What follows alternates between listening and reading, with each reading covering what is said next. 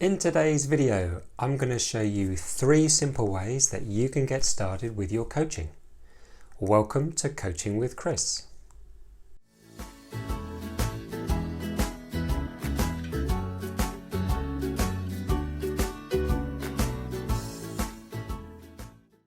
So in my last video, we talked a little bit about what coaching is and what coaching isn't.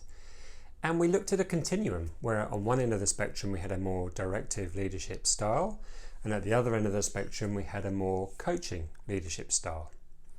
Now, a question that I get asked quite a lot is, how do I start, or where do I start with my coaching? What do I have to do just to shift myself down more towards that coaching style of leadership? Well, let's just have a look at that. And let's look at the first thing that we can do with this. So if you have a team of people, I'm imagining that you have some sort of regular catch up with them. It might be a weekly one-on-one, or it might be a fortnightly one-on-one. And what you do is you get together and you chat about the operational stuff. You talk about the status of things, where particular projects are at, the challenges that they have, that they need to overcome those things. And undoubtedly there'll be a range of things that you need to make sure that you communicate to your people, particularly one-on-one, to make sure that stuff gets done and progress is made. So the first thing to have to think about is how you structure those meetings, and actually who sets and owns the agenda for those meetings. Now, quite often these meetings can become a bit of a download from you as a leader, telling them what they need to do, helping them understand the priority of things, and really making sure that they're focused and on track with the right things. But actually, from a coaching perspective, have a think about who really owns that agenda and who this conversation is really about. So the first thing to think about is, how can I let go of the agenda? How can I let my team member set the agenda for that meeting? So we actually cover the things that they need to cover, not just the things that I need to cover. So what are the main challenges for them? What are the big points that we really need to have a discussion about? Also have a think about, if most of those meetings are about status updates, how can you get that stuff out of the meeting? So the time you have together, you're actually talking and discussing and enabling you to coach them on things. Make sure they send you some sort of status or operational update beforehand that you can read.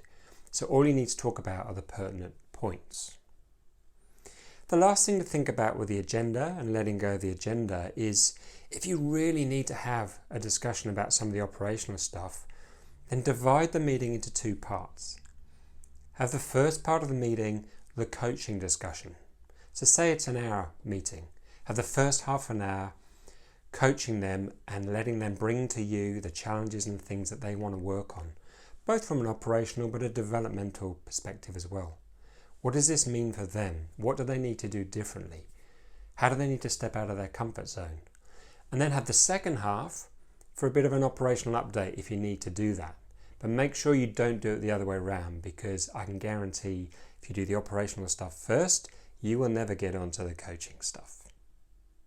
Okay, so the second thing that you can do to really start with your coaching is to think about adopting a curious mindset. So in a coaching conversation, your attention needs to really be on the other person rather than on yourself or what's going on in your head. Now that can be really tricky. There can be a lot of stuff going on. There can be a lot of operational things going through your mind. We need to make sure we're on track with this particular thing. I need to make sure they really understand that this is a priority. I really need to make sure they understand they know what they're doing. So there can be a lot of stuff going on in your head, and that can be tricky. But actually, if you're able to adopt a curious mindset, be really interested in what they have to say, be fascinated by what's going on for them and the challenges that they're facing, be amazed by the thoughts and the ideas they have. If you can do that, there's a couple of really interesting things happen. The first thing that happens is your presence. Your presence really shifts and you become really present in the conversation. So if you're curious, your attention is no longer in your head and what you're thinking about and what you want to focus on. If you're curious, you're really focused on the other person, and that really shows up actually. So your eye contact will be probably much stronger. your body language will react to what they're actually saying because you're really focusing on what they're saying. You're really curious about that. So try adopting a curious mindset. The second interesting thing that happens if you do this is that because you're focused on what they're saying, you're listening a lot more than you would be otherwise. You're listening to what they're saying because you're really curious and you want to hear more. You're actually interested in what they're talking about. And when you're listening, guess what? You're actually doing much less talking as a result of that. So adopt a curious mindset and see how that goes. And the third thing that you can do to really start with your coaching is to ask more questions in the conversations that you're having with your team. Now, if you were to watch and observe a coaching conversation, there's one thing that would stand out about those conversations, and that's the ratio between the two people of who's doing most of the talking and who's doing most of the listening. So in a coaching conversation, what you'll see is that the person being coached is really doing most of the talking in that conversation. And if you were to identify a ratio for this, you'd be looking at something like 80%, maybe 90% of the talking is being done by the person being coached, and 10, maybe 20% of the talking is being done by the person doing the coaching. So it'd be good to reflect on your own conversations here and think about, well, what would be the ratio of talking between me and them in the conversation? Am I doing most of the talking? Or actually, are they doing most of the talking? Be a good one to actually have a think about or even ask them about that. And one of the ways that you can actually do this is by asking more questions. So when you ask a question, you ask the question, you listen to what they have to say. So the critical steps here are ask the question and then don't say anything. Let them respond with whatever their answer is. Adopt that curious mindset to be interested in what their answer is. Not what the answer to the question might be in your head, but what their answer actually is. Now here's a great question to try out yourself. Maybe this is something at the start of the conversation that you have. Just simply ask them, what's most important for you to talk about in this conversation today? Or try, what would you really like to get out of this conversation that we're about to have today? So what both of these questions do is they put the control and the agenda very much in their seat, because this is going to go where they need to take it, not necessarily where you need to take it. So try asking questions. Think about that ratio. Do less talking, ask more questions. So there we have it. 3 ways that you can actually get into your coaching right now.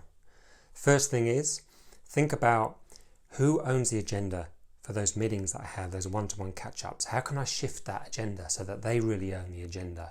And we talk about the things that they need to talk about.